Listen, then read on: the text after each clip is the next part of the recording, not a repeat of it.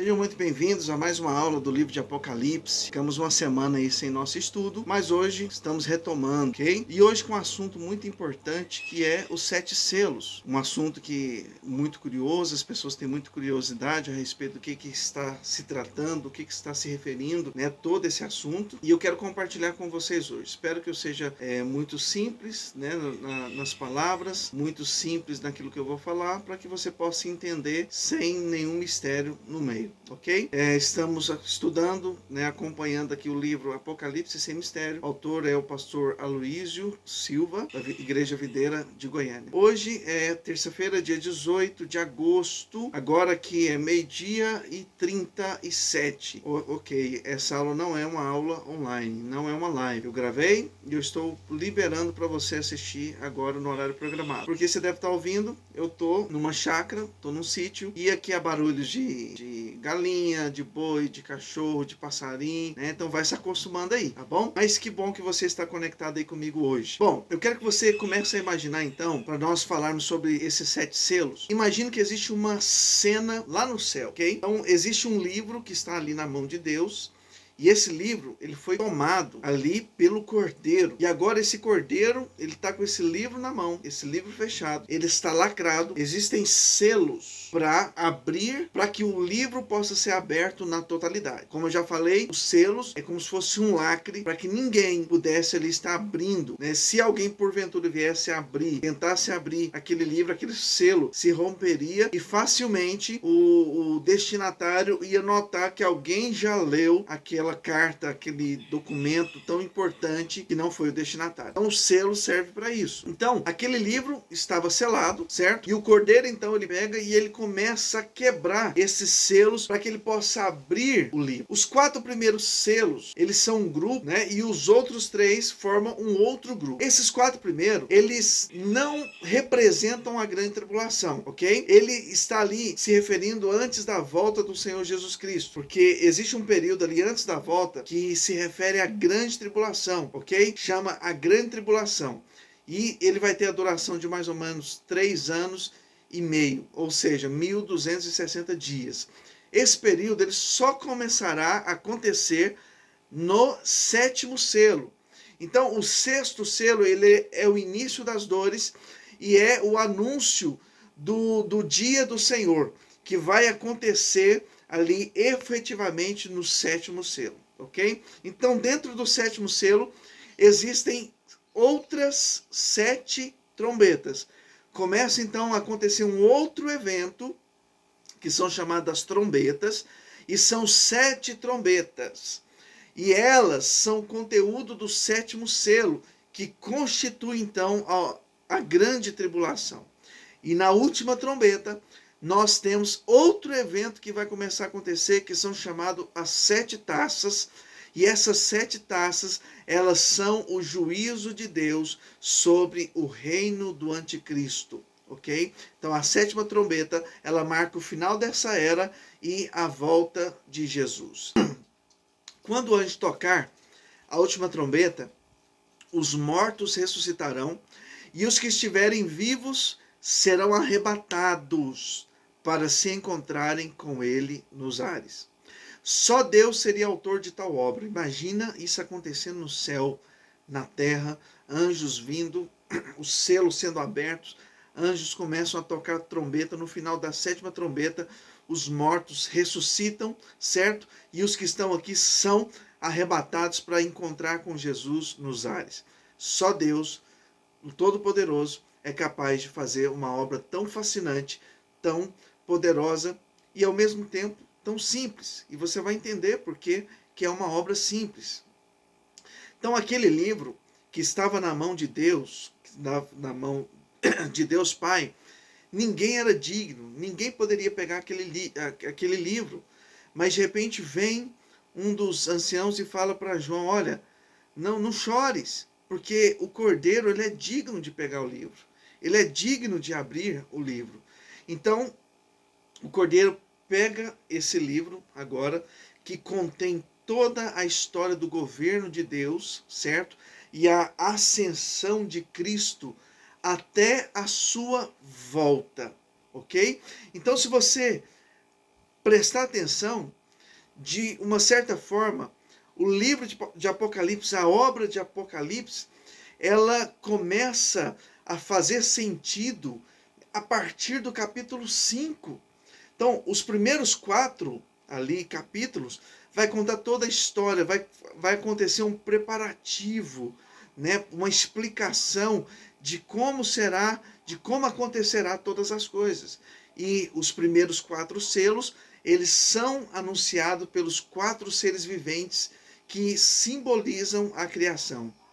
E esses primeiros 4 selos, eles consistem, né, numa corrida ali de 4 cavalos e seus cavaleiros. Então, os cavaleiros, eles não são pessoas reais, certo? Os seres viventes, os 24 anciãos, são pessoas reais, ok? Ali está no sentido literal, porque inclusive há uma interação, eles conversam com João.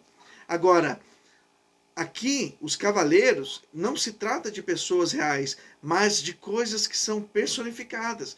O primeiro cavaleiro, ele é então o evangelho. O segundo representa a guerra. O terceiro, a fome. E o quarto, a morte. Então, após a ascensão de Cristo lá para os céus, essas 4 criaturas começam a correr o mundo e vão continuar até a sua volta. Então, preste muita atenção no cronológico de como as coisas estão acontecendo, na cronologia, ok? Vamos lá. No capítulo 6, o versículo 1 e o versículo 2, vai falar a respeito do primeiro selo. Já que os 4 primeiros selos, eles revelam ali a história da humanidade, né? Desde o dia que o Senhor Jesus ressuscitou, preste atenção, desde o dia que ele ressuscitou até o dia da sua volta. Então, esses selos, eles resumem a história da humanidade. Não são, portanto, apenas profecias.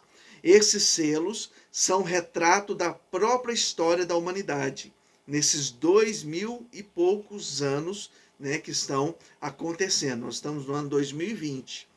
Então, os 4 selos, eles são 4 cavaleiros que estão percorrendo toda a terra desde o dia que o Senhor foi elevado aos céus. Preste atenção nisso. Até o dia que o Senhor vai voltar. Mesmo hoje, eles estão andando e fazendo, né, como eles faziam desde os últimos 2020 anos. Ok? Só que parece que nos dias de hoje as coisas estão mais intensas, as coisas estão mais fortes. Mas vamos lá, versículo 1. Capítulo 6, Apocalipse capítulo 6, versículo 1. Vi quando o Cordeiro abriu um dos 7 selos, e ouvi um dos 4 seres viventes dizendo, como se fosse voz de trovão, vem! Vi então, e eis um cavalo branco, e o seu cavaleiro com um arco, e foi-lhe dado uma coroa, e ele saiu vencendo e para vencer. Então, logo que o primeiro selo foi aberto, um dos 4 seres viventes, cuja voz era semelhante à voz de um trovão, bradou, vem! Imediatamente surgiu um cavalo branco, com um cavaleiro armado de um arco, ao qual foi dado uma coroa, certo? Isso é no primeiro selo. Quem está lendo é um dos 4 seres viventes, ok? Então, esse cavaleiro branco, ele simboliza a pregação do evangelho. Esse cavaleiro branco, ele é o evangelho pregado pela igreja, desde a igreja primitiva. E esse evangelho, esse cavaleiro, ele saiu vencendo e para vencer. Então, isso significa que nesses últimos 2000 e poucos anos, certo? O evangelho nunca deixou de ser pregado. Nunca. Nos últimos anos, a igreja faz parte da história. E não há como você contar, não há como você ver os livros de história sem eles estarem juntos, conectados. Porque o evangelho, a igreja, né, desde o princípio faz parte ali da história da humanidade. A igreja faz parte da humanidade. Não existe história sem você falar de igreja. Tudo está conectado. Não há como, né, contarmos a história da humanidade sem nós falarmos da igreja. Se o Senhor não voltar antes, né, e o homem conseguir morar na lua, mesmo ali, vai estar vivendo ali numa bolha e vai ter ali um grupo de irmãos lá cantando louvores, pregando o evangelho. Se for para Marte, como já Elon Musk já está começando a projetar o seu foguete para ir para Marte, vai ter ali um grupo que vai ser cristão, vai escrever numa pedra lá em Marte sobre os evangelhos, sobre Jesus Cristo. Isso se o Senhor não voltar antes. Então, esse cavaleiro, ele representa então o evangelho. O evangelho que é pregado desde o início da humanidade. Então, é por isso que esse cavaleiro ele saiu para vencer, certo? E é um dos únicos, é o único que tem esse mérito, ele saiu para vencer. Ele tem esse objetivo, saiu para vencer, saiu como vencedor e para vencer. Então, todo lugar que o evangelho chega, ele prevalece. Ninguém pode resistir o evangelho. Ninguém pode segurar o evangelho. Já nós tivemos muitas ideologias, Lenin, Marx, né, Mao Tse, ninguém conseguiu parar o evangelho do nosso Senhor Jesus Cristo. Tivemos ali o nazismo na Europa. Então, todos esses eventos conectados, a igreja estava ali. O evangelho saiu vencendo e saiu para vencer. Então, olha que interessante. O cavaleiro ele tem um arco na mão. Mas não um arco que tem flecha. Porque a flecha desse arco ela já foi disparada. Ela já foi lançada. Então, lá na cruz, quando o Senhor Jesus ele disse, está consumado. Essa flecha, ela foi lançada, derrotando a Satanás ali naquele momento. O nosso inimigo foi vencido. Na cruz, né, Jesus, ele distendeu o arco, disparou a flecha e triunfou sobre Satanás. Então, esse evangelho é o evangelho da proclamação da vitória do Cordeiro de Deus. O arco ele não tem utilidade nenhuma sem a flecha. Nós sabemos disso. Sem flecha, um arco ele é um símbolo de paz. Porque a flecha, no arco, ela representa, ela simboliza a guerra. Então, em lugar dela, o cavaleiro recebeu o quê? Uma coroa. Paulo diz, então, que o evangelho é como se fosse uma coroa. Você percebe essa interpretação das escrituras? Não temos uma flecha no arco, o arco está sozinho, ele está representando ali, simbolizando ali a paz, porque não há mais guerra, né? Não tem como haver guerra sem uma arca, certo? E ao invés da flecha, a Bíblia menciona que existe uma coroa. E lá em 2 Coríntios 4, versículo 4, nos quais o Deus deste século cegou o entendimento dos incrédulos para que lhes não resplandeça a luz do evangelho da glória de Cristo, o qual é a imagem de Deus. Então, o evangelho é a glória de Cristo. Coroa na Bíblia simboliza a glória. O evangelho é coroado de vitória. Alguns querem identificar aqui a pessoa do anticristo, que também possui coroas, conforme está escrito lá em Apocalipse 3, versículo 1. Mas nesse contexto, nesse momento, não faz sentido. Porque os outros 3 cavaleiros representam outras coisas. Por exemplo, a guerra, a fome e a morte. Então, não é coerente nós falarmos que o primeiro cavaleiro, certo, precisa ser uma dessas coisas. Porque não é. Aqui representa, então, a história de como o evangelho é pregado ao longo desses séculos, ao longo desses 2020 anos que nós tivemos aí de história, ok? Até a volta do Senhor Jesus Cristo. O evangelho sempre prevalecerá. Ninguém vai conseguir parar o evangelho. Isso significa que por mais que haja perseguição, por mais que haja resistência, a igreja sempre estará aqui, o evangelho sempre irá resistir, a palavra do Senhor sempre será pregada. Então vamos para o segundo selo. Capítulo 6, versículo 3 e 4. Quando o segundo selo foi aberto, saiu outro cavalo, né, um cavalo vermelho, e ao seu cavaleiro foi-lhe dado tirar a paz da terra, para que os homens se matassem uns aos outros. Também lhe foi dada uma grande espada. O segundo cavaleiro, ele representa então a guerra. A cor vermelha, ela tem dois símbolos. Um é o sangue e o outro é a guerra. A guerra tem o intuito de tirar a paz da terra e fazer com que as pessoas se matem uns aos outros com uma espada, certo? E isso nos fala claramente de guerra. A este segundo cavaleiro foi dado a ele o direito de tirar a paz que havia sobre a terra, certo? Parece que ele está em oposição contra o primeiro cavaleiro. Um quer trazer ali a soberania do evangelho, certo? Por todos os cantos da terra, e o outro quer fazer com que a paz seja tirado da terra. Enquanto um está trazendo paz, porque o arco dele não tem uma flecha, o outro vem para tirar essa paz. Então o Senhor disse que sempre haveria guerras, certo? E essas guerras, elas servem para tirar a paz do homem. Desde que Cristo, subiu, ele ascendeu ao céu, na terra não deixa de haver guerras. Sempre houve conflitos, sempre houve problemas. Nós, da humanidade, aqui na terra, nunca vivemos um período sem que houvesse guerras, uma completa guerra em todo o planeta. Não. Sempre estamos aqui no meio de problemas, no meio de guerra, no meio de coisas que estão acontecendo. Só haverá paz na terra quando o príncipe da paz retornar. Quando o príncipe da paz vier e estabelecer o seu reino. Então, todas as épocas tem havido guerra.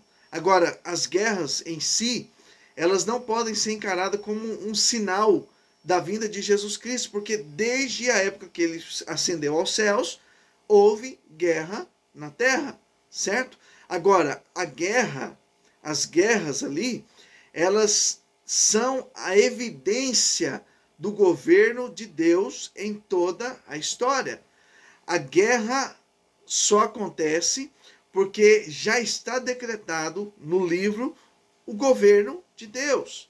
O livro que estava selado, agora ele foi aberto pelo Cordeiro, ok? Vamos lá. Como é que é então o terceiro selo?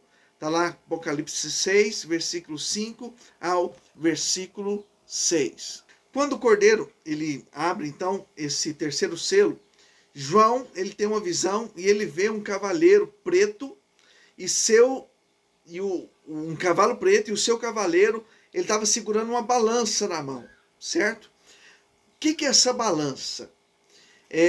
Ela simboliza uma carestia, uma inflação, uma escassez de alimento. Logo, porque a balança é um instrumento para você pesar as coisas.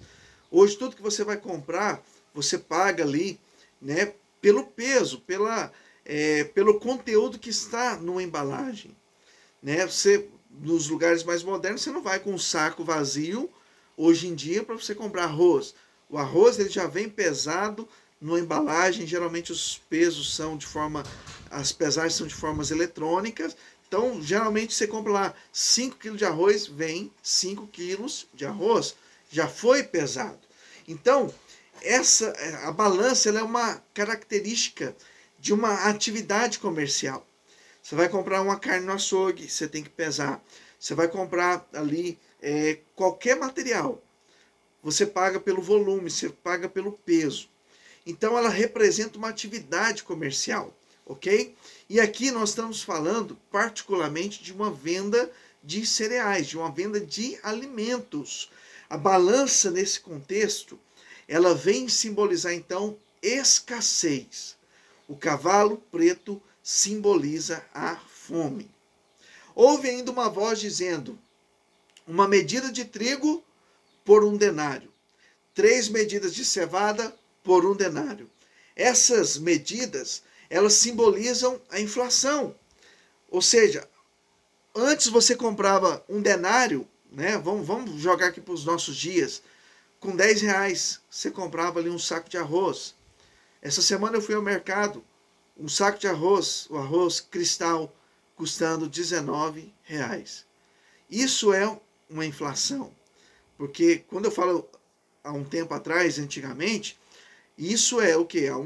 Talvez uns 8 anos atrás, você comprava um arroz a R$10. Né? Há um ano atrás, eu lembro, o arroz estava custando, né, R$16. Né? E agora está custando R$19. Claro que isso varia de mercado, de lugar para lugar. Mas aqui representa então esse aumento de preço, mas um aumento de forma abusiva, ok? Então aqui é o exemplo típico do capitalismo, porque o capitalismo ele é lembrado, ele é reconhecido pela lei da oferta e pela lei da procura.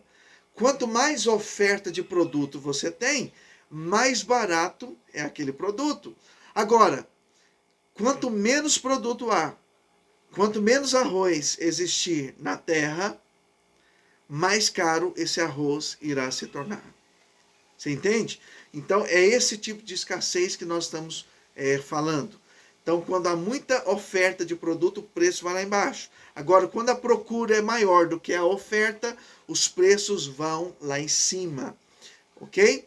Então, e não danifiques o azeite e o vinho. Eles são mencionados aqui para mostrar que são produtos nobres, são produtos que são consumidos apenas pelos ricos. Ou seja, em tempo de escassez, só essas pessoas continuam consumindo o azeite e o vinho, só quem tem dinheiro. Então aqui estará acontecendo uma grande desigualdade social, certo? E essa desigualdade, infelizmente, ela vai continuar existindo até a vinda, até o reino de Cristo aqui na terra. Não é que Deus tenha planejado ou desejado que essas coisas acontecessem. Ah, mas você pode falar assim, mas Deus é Deus, ele podia... Não, querido, nós já falamos sobre o arbítrio, nós já falamos sobre as escolhas. Há 3 domingos atrás, há 4 domingos atrás, eu compartilhei com vocês uma história onde, para cada decisão que nós tomamos, para cada decisão que a humanidade toma, existe uma provisão de Deus nos céus. Ou seja, algo vai acontecer nos céus a partir da decisão que é tomada aqui na terra. Nós fomos predestinados a sermos semelhantes à imagem de Cristo e a viver em plenitude aqui na terra. Mas, se nós não fizermos as escolhas certas, as decisões certas, nós vamos ali reconstruindo o nosso caminho. Porque para cada decisão que eu tomo, há uma provisão de Deus nos céus. Porque Deus é poderoso e Ele já pensou em todas as hipóteses e em todas as possibilidades. Ele sabe de todas as coisas. Então, por isso que fica livre ali, de acordo com o meu livre-arbítrio, para as decisões que eu vou tomar. Ok? Então, essa desigualdade, ela vai diminuir, ela vai acabar por total quando Jesus Cristo voltar e seu reino começar aqui na terra. Agora, já que esse terceiro cavaleiro, ele representa a fome, ele é um cavaleiro que da cor preta, que representa ali a cor dos famintos. No livro de Lamentações, diz que a fome produz uma aparência escura nas pessoas. Vamos lá?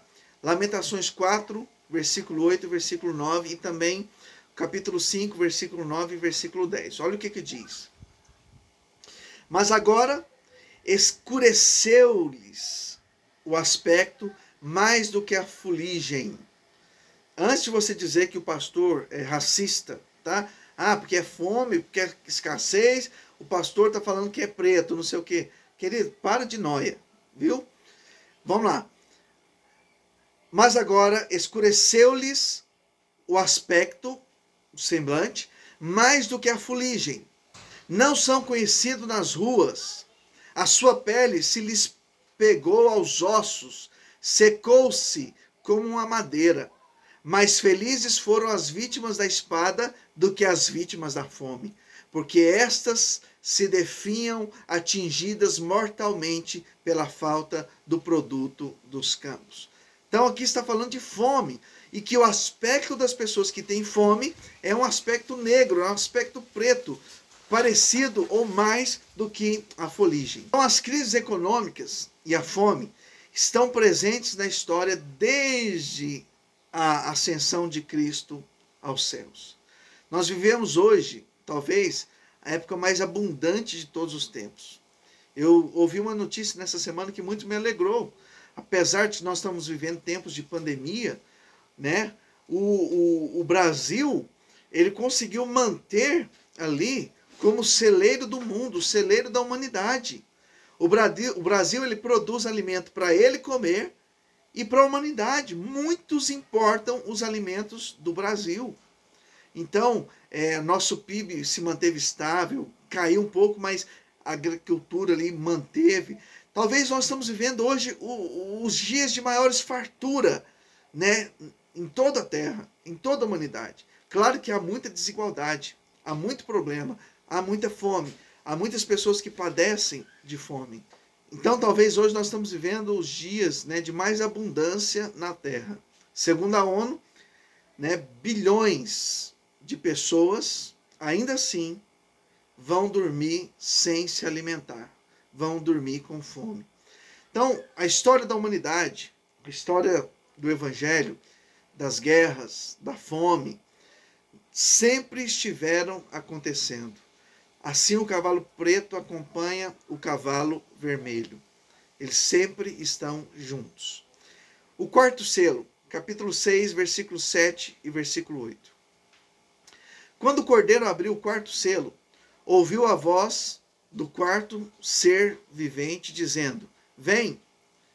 E olhei, e eis um cavalo amarelo, e o seu cavaleiro, sendo este chamado Morte. E o inferno o estava seguindo, e foi-lhes dado autoridade sobre a quarta parte da terra, para matar a espada, pela fome, com a mortandade e por meio das feras da terra.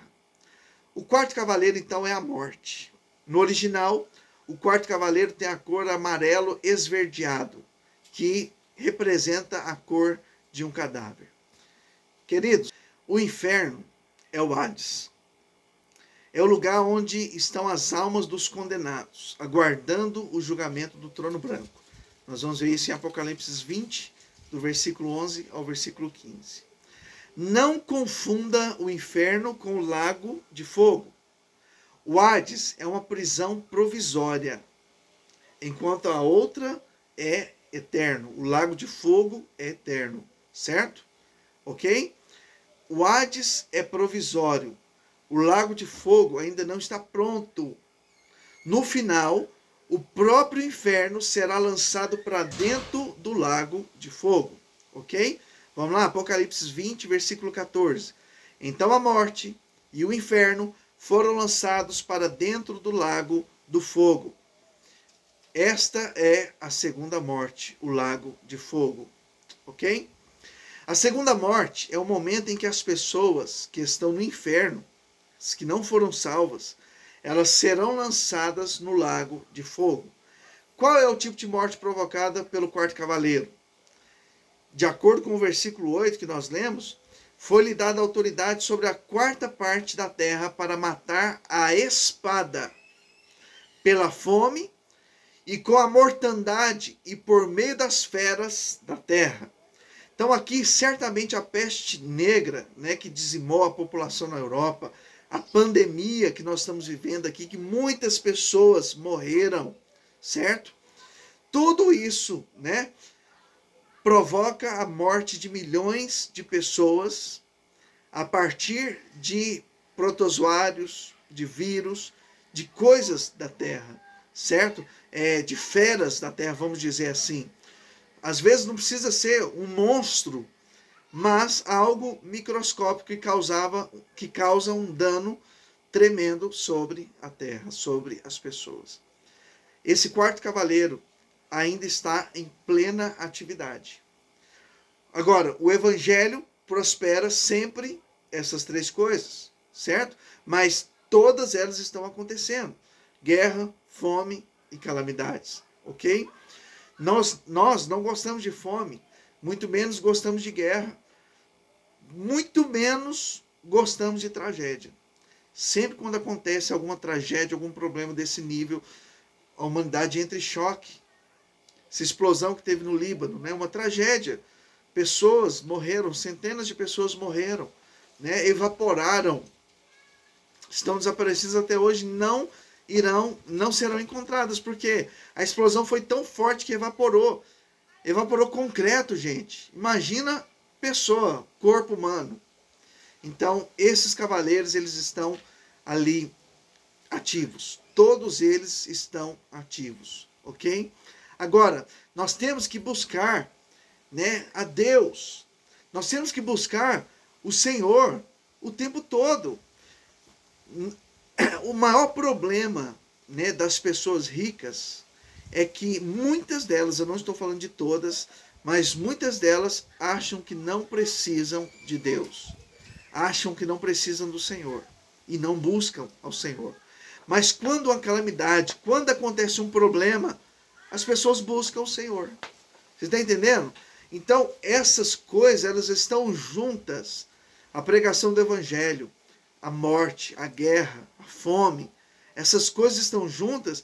Por quê? Para que as pessoas, de alguma maneira, também possam buscar ao Senhor. Então, esses cavaleiros, eles estão numa corrida, e os três últimos fazem com que o primeiro vença. Onde há guerra, fome ou morte, o evangelho é sempre bem sucedido. Ok? O primeiro tem o poder de vencer os outros três. O evangelho sempre vai vencer os outros três. Amém? Você está me entendendo? O quinto selo. Capítulo 6, versículo 9 ao versículo 11. Então, a partir daqui, do quinto selo, não há mais cavalos, não há mais cavaleiros. Isso mostra que os 7 selos estão agrupados em 2 grupos. O primeiro grupo fala de coisas que estão acontecendo e o segundo grupo fala de coisas ali que irão acontecer. O número 4, né, nós já estudamos o significado, certo? Eles formam um total de 7, porque o 7 fala de uma plenitude. Mas, geralmente, a composição do número 7 é uma soma entre 4 e 3, ok? O número 4 simboliza a criação, ok? Então, esses 4 primeiros, eles estão relacionados com a criação. Naturalmente, os 3 últimos selos, estão relacionados com o próprio Deus. Ok? O número 3, ele simboliza a Trindade. Na Bíblia, o número 3 representa a Trindade, o número de Deus. Essa combinação entre o 4 e o 3, certo? Ela significa o Senhor se relacionando com a sua criação. Enquanto, né, os 4 primeiros selos acontecem simultaneamente, os outros 3 não acontecem simultaneamente. Os 3 últimos, eles vão acontecer de uma forma consecutiva. Os 4 primeiros são as coisas, né, que estão acontecendo. Guerra, fome, calamidade e a pregação do Evangelho. Agora, os 3 últimos selos falam de acontecimentos, de alguns fatos. Vamos lá a leitura. Capítulo 6, versículo 9 a versículo 11. Quando ele abriu o quinto selo, vi debaixo do altar as almas daqueles que tinham sido mortos por causa da palavra de Deus e por causa do testemunho que sustentavam. Clamaram em grande voz, dizendo: até quando, ó soberano Senhor, santo e verdadeiro, não julgas nem vingas o nosso sangue dos que habitam sobre a terra? Então a cada um deles foi dada uma vestidura branca, e lhes disseram que repousassem ainda por pouco tempo, até que também se completasse o número dos seus conservos e seus irmãos, que iam ser mortos como igualmente eles foram. O quinto selo é o clamor dos mártires da igreja, daqueles que morreram. Durante esses 2000 anos, onde quer que o evangelho tenha sido pregado, milhares e milhares de pessoas têm morrido, têm sido martirizadas por causa do testemunho de Cristo. Milhares de pessoas. Os primeiros cristãos que chegaram ao Brasil, eles eram franceses, certo? Nós temos isso escrito na história. E foi tido como uma tentativa de invasão da nossa terra pela França, certo? Na verdade, aqueles franceses estavam fugindo de uma perseguição movida contra eles, lá durante a Inquisição. Sendo Portugal um país católico, não permitiria que nenhum navio conduzindo hereges, né, hereges protestantes, aportasse livremente ali nas colônias portuguesas ali no Brasil. Então os portugueses vieram e afundaram os navios franceses que entraram no porto do Rio de Janeiro, matando todos os seus tripulantes e passageiros. Aliás, esses navios, eles nem eram navios de guerra, como está registrado ali os historiadores católicos. Depois disso, por mais de 200 anos, né, nenhum cristão evangélico veio para o Brasil. Então ficou muito tempo. O quinto selo refere-se aos que foram martirizados desde o primeiro século, né, até a volta de Cristo. O primeiro cavaleiro que anunciou o evangelho desencadeou o martírio dos santos fiéis. Sabemos que o mundo jaz do maligno, já pertence ao maligno, mas onde quer que o evangelho seja pregado, os poderes malignos serão confrontados. Assim, é um fato que o evangelho, ele confronta diretamente o inferno. Então existe uma retaliação maligna. E a retaliação é o martírio dos santos de Deus, é a morte daquelas pessoas, né, principalmente os que estão encabeçando, né, a pregação do evangelho. A Bíblia diz que estes mártires, eles estão clamando debaixo do altar. Então trata-se de uma referência ao altar do holocausto, né, que havia no tabernáculo e no templo lá de Salomão. Aqui faz referência ao templo, né, de Salomão, onde tinha ali um altar onde eram oferecidos sacrifícios. Agora, debaixo do altar havia um recipiente que era para conter o sangue que caía dos animais, que eram oferecidos em sacrifício. Então, de acordo com Levítico, a vida do homem está no sangue. Levítico capítulo 7, versículo 11. Então é por isso que a alma dos mártires, elas encontram-se debaixo do altar que está diante de Deus, simbolizando que eles foram derramados também diante de Deus. E essas vidas, esse sangue, foi aceito como sacrifício vivo por Deus. Esses mártires foram sacrificados por causa do amor do Evangelho e ao nosso Deus. Então, devido a isso, as suas vidas estão debaixo do altar. Elas estão guardadas debaixo do altar que está diante do trono de Deus. Após aguardarem por um longo período, próximo do fim desta era, os santos martirizados clamarão por vingança diante de Deus. Então virá o dia do Senhor, conforme está lá em Apocalipse 16, 6, capítulo 18, 20 e o capítulo 24. Então o sexto selo vai ser a resposta do Senhor aos clamores desses mártires. Cada um dos santos martirizados recebeu uma veste branca, e isso indica que o sacrifício deles foi aceito diante de Deus. Eles deveriam ali repousar até que o número deles viesse a ser completo, ou seja, os que ainda irão morrer, certo? Aqueles que ainda serão martirizados durante a grande tribulação se ajuntarão com esses mártires que já estão ali debaixo do altar. Ok? Agora, vamos falar mais um pouquinho, antes, propriamente dito, de falarmos do sexto selo, vamos falar mais um pouquinho sobre o Hades. Só para você entender. O Hades, ele é dividido em duas partes. Paraíso e inferno. Eu sei que muita gente tem dúvida nisso aí. O Hades, ele é dividido em duas partes. Paraíso e inferno. O paraíso, ele é a parte agradável do Hades. É também chamado de seio de Abraão. As duas partes do Hades, elas são separadas, ok? Sendo que uma parte está destinada para os ímpios e a outra parte está destinada para os santos. Você lembra que Jesus ele conta uma parábola, tem até uma novela chamada O Rico e o Lázaro. Isso está registrado em Lucas capítulo 16, versículo 22 ao versículo 26. Olha a explicação para isso aqui. Aconteceu morrer o mendigo e ser levado pelos anjos para o seio de Abraão. Morreu também o rico e foi sepultado.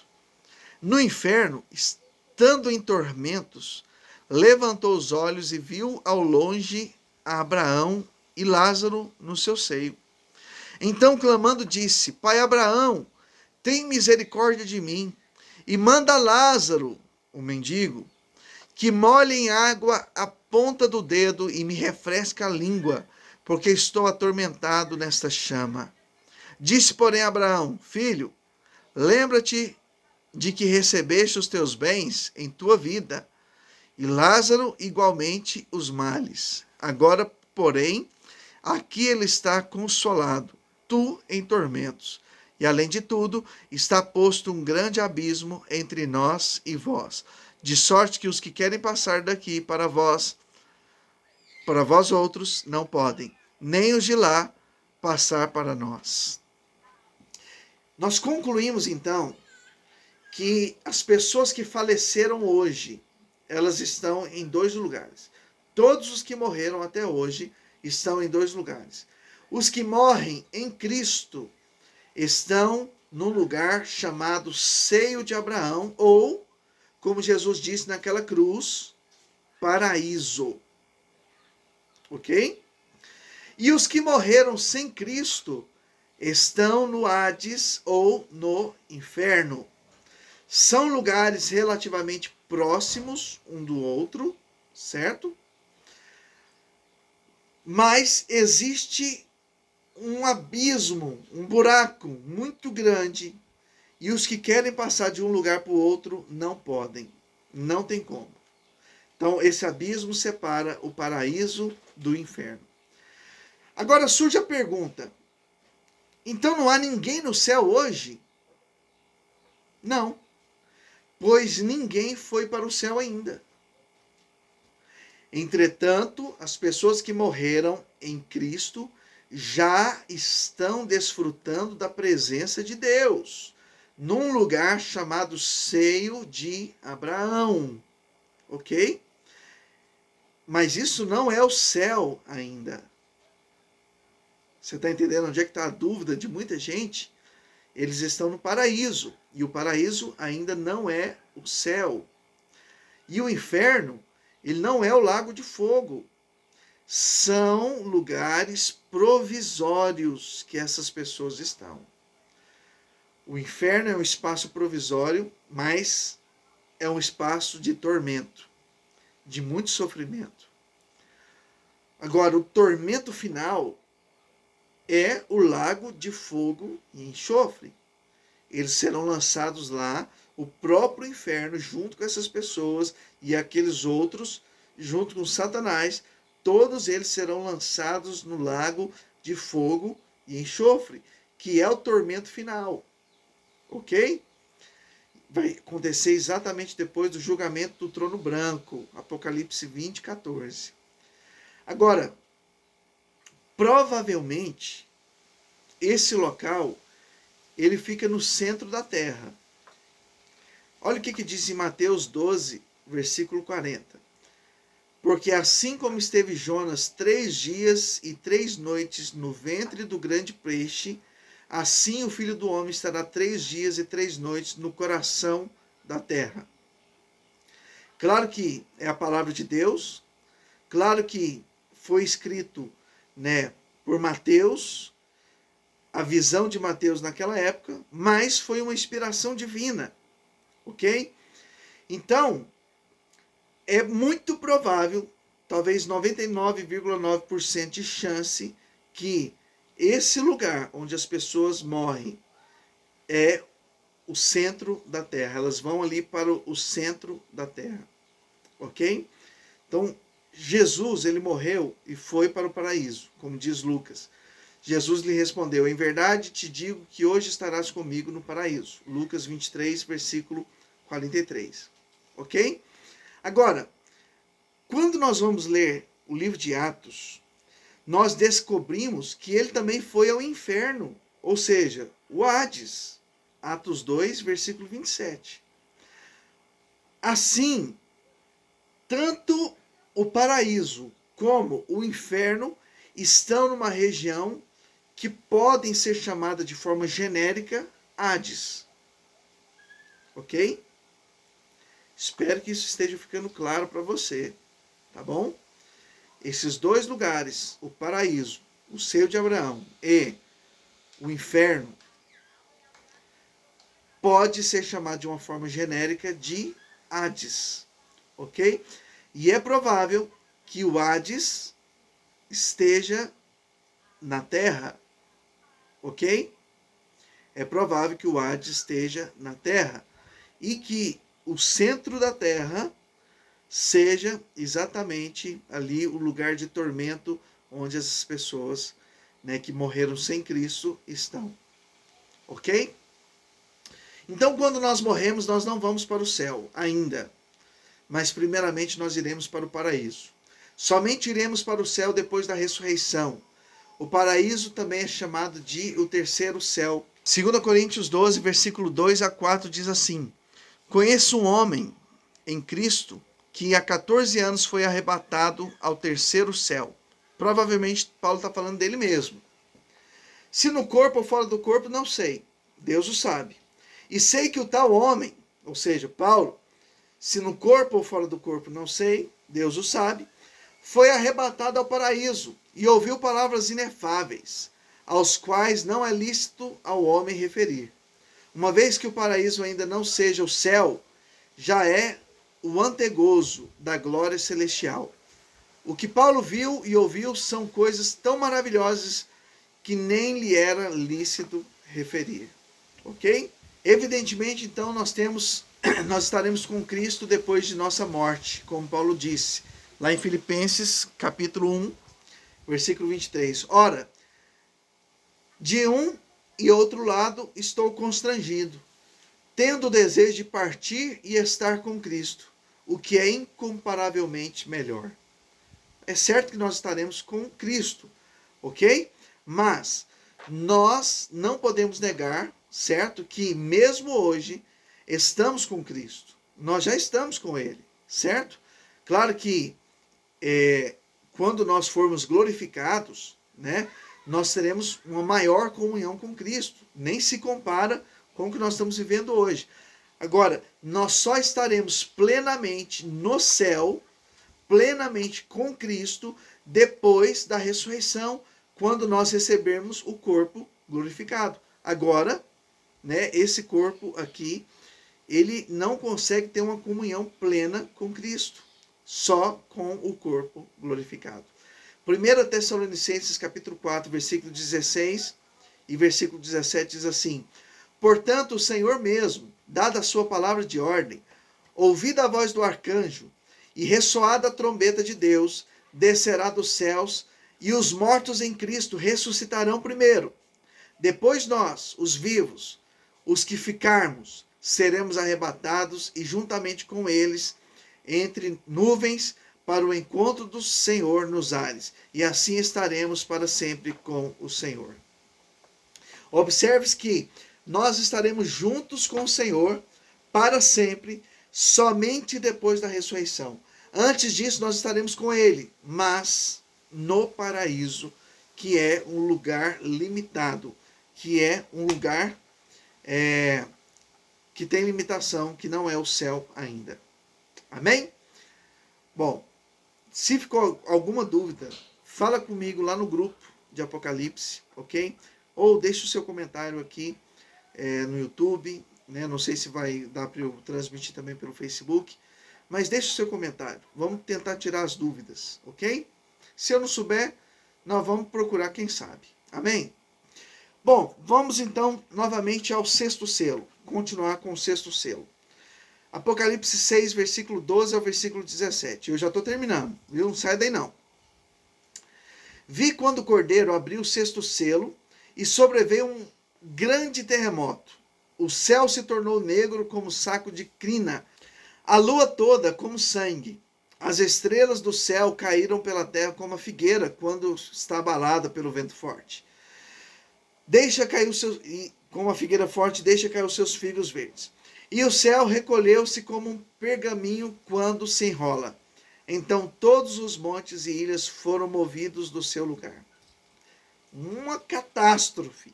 A gente pensa assim que aconteceu algo terrível na Terra. Bom, ano passado nós tivemos o que o pessoal chama lua de sangue, né? Se referindo exatamente a esse evento aqui, como se fosse um evento apocalíptico. Mas não passou de um efeito, né, onde a lua refletia muito a luz do sol e o sol pegava ali, principalmente quando a lua estava nascendo e o sol se pondo, vinha então os raios solares, passava pela atmosfera terrestre, que estava cheia de poeira, certo? E aqueles raios refletiam na luz de forma avermelhada. Não tem nada a ver com esse evento aqui. Bom, esse evento parece que é uma resposta de Deus para o clamor dos mártires, ok? Aqui começa, o início das calamidades sobrenaturais, né, que começam a introduzir então a grande tribulação. O sexto selo ainda não é a grande tribulação, propriamente dito. É só o princípio das dores. É uma advertência aos homens para que se arrependam e se voltem para Deus, antes que venha o dia do Senhor. Que aqui no caso o dia do Senhor é a grande tribulação. O profeta Joel diz que haverá um sinal no céu. Joel 2, 28 a 31 diz assim: E acontecerá depois que derramarei o meu espírito sobre toda a terra, sobre toda a carne. Vossos filhos e vossas filhas profetizarão, vossos velhos sonharão, e vossos jovens terão visões. Até sobre os servos e sobre as servas derramarei o meu espírito naqueles dias. Mostrarei prodígios no céu e na terra, sangue, fogo e colunas de fumaça. O sol se converterá em trevas e a lua em sangue, antes que venha o grande e terrível dia do Senhor. É muito claro o que esse texto diz, certo? Então, esses sinais que está aqui no sexto selo não é o cumprimento da profecia, não é a grande tribulação, mas é o cumprimento da profecia de Joel, certo? E esses eventos se encaixam perfeitamente nos eventos que Joel descreveu. Aqui é o início da grande tribulação, até que venha o dia do Senhor. Dois eventos, um que é descrito aqui no sexto selo, que fala dos sinais, que é muito parecido com o que está falando lá no livro de Joel, ok? Os sinais são muito parecidos, certo? Então, os sinais descritos aqui no sexto selo são o cumprimento da profecia de Joel. E depois desses sinais vai iniciar então a grande tribulação, o dia do Senhor. Então nós podemos afirmar que vai acontecer efetivamente nos dias do sétimo selo, ok? O sétimo selo inclui as 7 trombetas junto ali. Esses mesmos sinais que estão descritos aqui por Joel, que são vistos no sexto selo, eles também precederão, ou seja, vão acontecer antes da vinda do Senhor. Onde que nós vamos ver isso? Mateus 24, versículo 29 e versículo 30. Olha o que diz. Logo em seguida a tribulação daqueles dias, o sol escurecerá, a lua não dará sua claridade, as estrelas cairão do firmamento e os poderes do céu serão abalados. Joel diz, antes que venha o dia do Senhor, ok? Joel diz, antes que venha o dia do Senhor. Mas Jesus diz, logo depois da tribulação, ou seja, o dia do Senhor é a grande tribulação. que a gente conclui com essas duas narrativas aqui? Esses sinais provavelmente vão acontecer duas vezes. Uma no início da grande tribulação e a outra no final, antes da volta do Senhor, conforme está lá em Lucas 21, versículo 25 e 26. Queridos, o sol escurecer, a lua ficar como sangue, as estrelas caírem do firmamento são sinais. Na primeira vez que esses sinais irão acontecer, saiba que o arrebatamento não aconteceu. Estará na iminência de acontecer. Já na segunda vez, saiba que Jesus já está voltando. Isso já ficou muito claro para nós que são dois eventos totalmente distintos. Um é o arrebatamento dos que venceram, dos vencedores, e o outro é o arrebatamento, a vinda do Senhor Jesus Cristo. São duas coisas totalmente diferentes, ok? Quando o sol escurecer, quando a lua ficar sem brilho, esse será o início da grande tribulação. Ainda não é a grande tribulação, mas é o sinal de que começou. Da segunda vez será o fim dela, porque logo em seguida Jesus virá nas nuvens. Então se fala aqui de dois eventos que irão acontecer, ok? Se você notar no versículo 16, diz assim: os homens clamarão aos montes e aos rochedos, dizendo: caí sobre nós e escondei-nos da face daquele que se assenta no trono e da ira do Cordeiro, porque chegou o grande dia da ira deles. O grande dia da ira é, na verdade, a grande tribulação. Homens clamarão tentando se esconder por causa da consciência que os estará acusando o tempo todo diante da presença de Deus. E eles saberão que aqueles sinais são sinais sobrenaturais. Eles saberão o que está acontecendo. Muitos irmãos ficam preocupados em contar quantos terremotos, enchentes, furacões, maremotos, incêndios e várias outras calamidades que estão ocorrendo a cada ano, porque sabe que essas coisas estão apontando, são fenômenos naturais que estão acontecendo ali, porque no mundo é claro que esses fenômenos vão acontecer, vão perdurar, né?